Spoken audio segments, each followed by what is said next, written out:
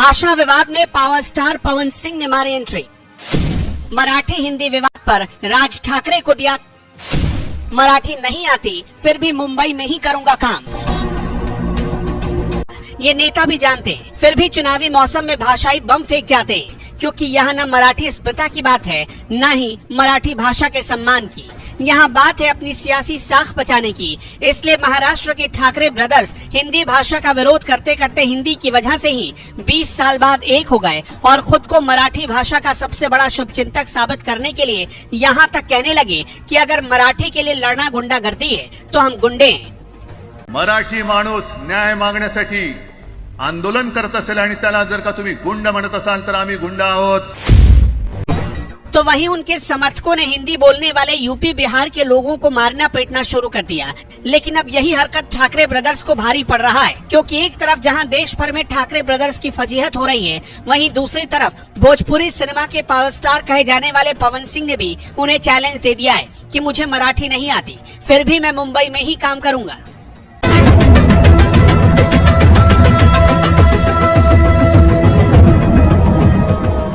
दरअसल जिस मुंबई में बैठकर ठाकरे ब्रदर्स राजनीति करते हैं, उस मुंबई में देश के कोने कोने से लोग नौकरी की तलाश में आते हैं, जिनमें बड़ी संख्या ऐसे लोगों की भी है जो पिछले कई सालों से मुंबई में रह रहे हैं, लेकिन इसके बावजूद उन्हें मराठी नहीं आती। और अब लगता है कि मुंबई में रहने वालों के लिए यही सबसे बड़ा गुनाह हो गया है। इसलिए पिछले कई दिनों से राज ठाकरे के समर्थक मराठी नहीं बोलने वालों को मारने पीटने पर उतारू हो गए के नाम पर इस तरह की गुंडागर्दी करने वाले राज ठाकरे के समर्थकों को अब भोजपुरी सिनेमा के सुपरस्टार पवन सिंह ने जवाब दिया और एक इंटरव्यू में उन्होंने कहा, हमारा मराठी ना आवेला, मेरा बंगाल में जन्म हुआ, ये कौनो जरूरी बा कि हम बंगला बोली, हमको नहीं आता है, नहीं बोलता हूँ, मुझे लगता है कि मैं नहीं सीख पाऊंगा। हिंदुस्तान में हर जगह मुझे हिंदी बोलने का अधिकार है। अब ये क्या बात हुई कि हम महाराष्ट्र में रहते हैं, काम करते हैं, तो हमको मराठी आना ही चाहिए। ऐसी बातें जहां से निकल रही हैं, इसे सिर्फ अहम बोलेंगे।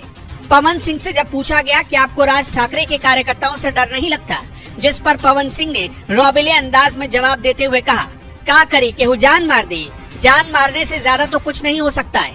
ऐसे मैटर में आदमी जाएगा तो शहीद हो जाएगा, वो नाम कभी मर ही नहीं सकता है, मार दो जान। लेकिन मराठी नहीं आती है, नहीं बोलूंगा, और मैं वहाँ काम भी करता हूँ और आगे भी करूंगा।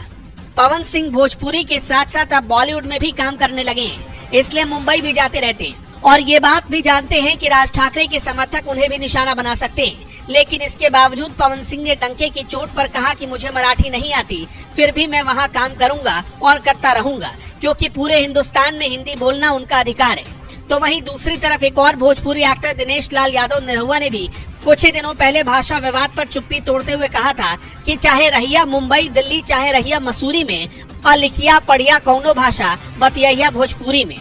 मैं यही कहूंगा कि चाहे रहिया मुंबई दिल्ली, चाहे रहिया मसूरी में, लिखिया पढ़िया कौनो भाषा, बतिया भोजपुरी में। जय भारत, जय भोजपुरी। एक बार आजमगढ़ से ये आवाज बुलंद होनी चाहिए, जय भारत, जय भोजपुरी।